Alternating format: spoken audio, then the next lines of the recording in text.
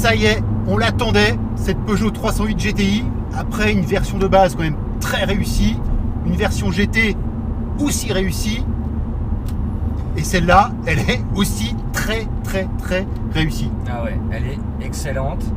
Après une session sur route absolument géniale, avec des enchaînements de virages, on a vraiment pu profiter de ses qualités dynamiques. Là, une session sur circuit, ouais.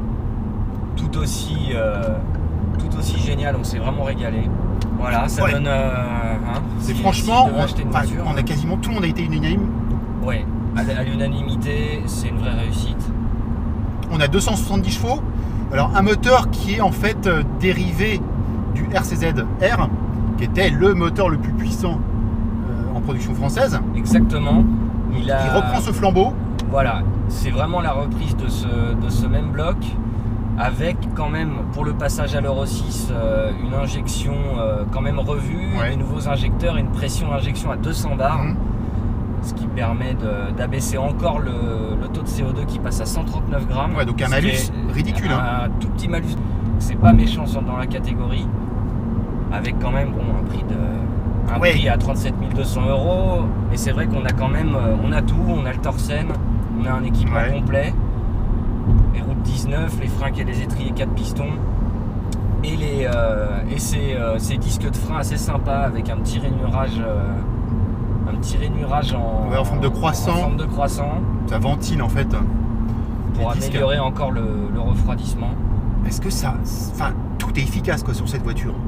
Le châssis, c'est un train roulant aux oignons. C'est vraiment un super compromis.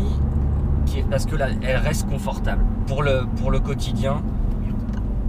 On est vraiment bien les sièges sont confortables, ils maintiennent bien, et surtout l'amortissement reste assez moelleux. Tous les joints de dilatation, souvent sur les sportives, on en a un peu plein le dos, et là, c'est pas du tout le cas. Et tu me disais tout à l'heure qu'en fait Peugeot avait un petit peu perdu sa suprématie sur tout ce qui était châssis train roulant.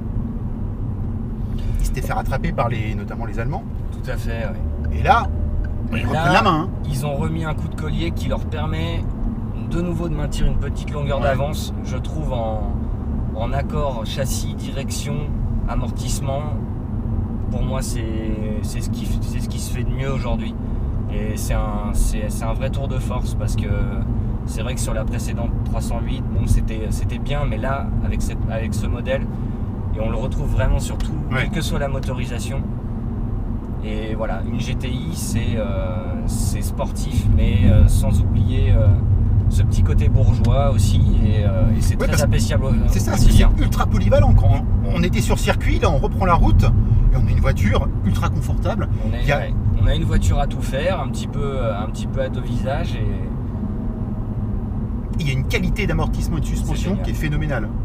Ah oui, non, c'est un train avant, grâce au Torsen, elle est très facile à inscrire, c'est hyper précis, sa motrice en sortie, c'est un vrai régal.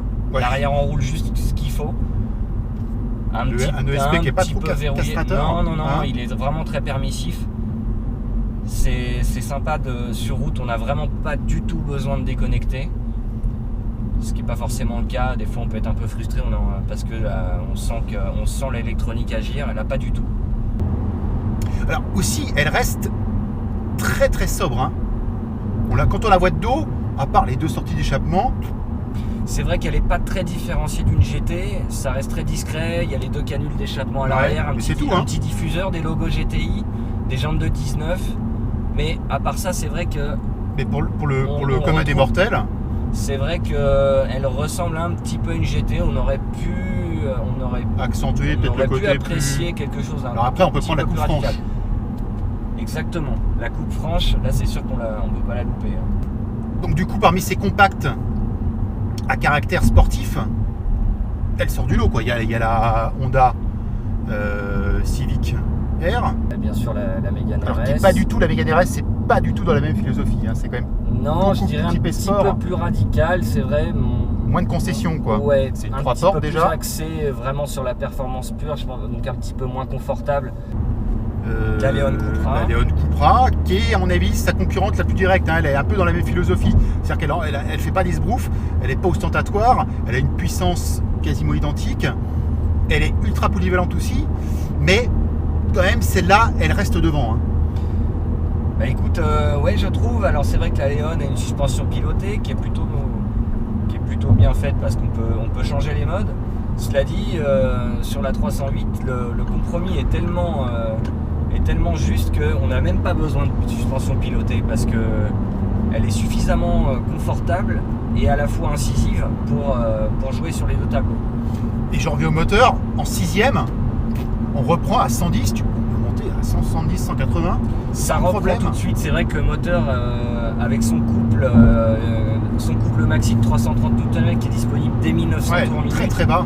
C'est très bas, l'étagement est plutôt bien fait avec des rapports pas trop allongés. Du coup, on reprend. Une troisième assez élastique. On n'a quasiment jamais besoin de rétrograder. C'est très élastique, évidemment. Bon, revers de la médaille, c'est que c'est un petit peu linéaire, mais du coup, ça sert pas à grand chose d'aller chercher le rupteur. Il y a juste un bémol. Un petit bémol, certes.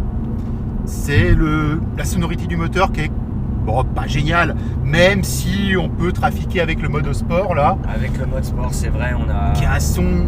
On a un petit son un peu plus sportif, qui est artificiel par le biais des haut-parleurs, qui est plutôt sympa. Hein, ça nous met dans l'ambiance, mais c'est vrai que ça reste.